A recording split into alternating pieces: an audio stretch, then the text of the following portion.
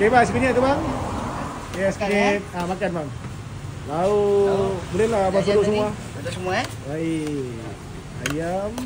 Lambak lagi daging. Oh, ni abang buat ni ada set campur lah. Set campur. Okay, faham. Udang kunyit. Dia ada sambal kicap kari lah. Ada kicap. Kicap. Baik. Sambal. Bang, ni pedas ke bang? Boleh tahan dah, boleh makan. Pedas tak pedas sangat. Budak boleh makan. Sedang lah, budak-budak boleh makan. Oh, sekali dengan sup? Ada sekali dengan sup bang. Harga dia ni semua RM13, termasuk sekali air. Siap air? Air free refill. Free refill? Tak ada benda lain kat sini bang, selain nasi? Ada, sate ada, ayam penyet, keli penyet.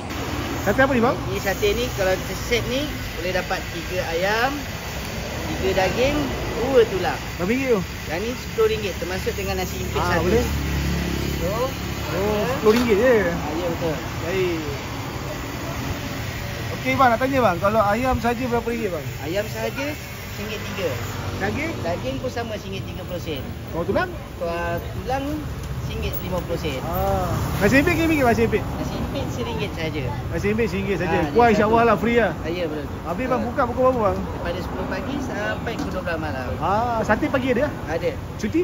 Cuti tengok pada hari Selasa ataupun Isnin. Saya makan dulu Okey. Ada bang. Nice. Terima kasih.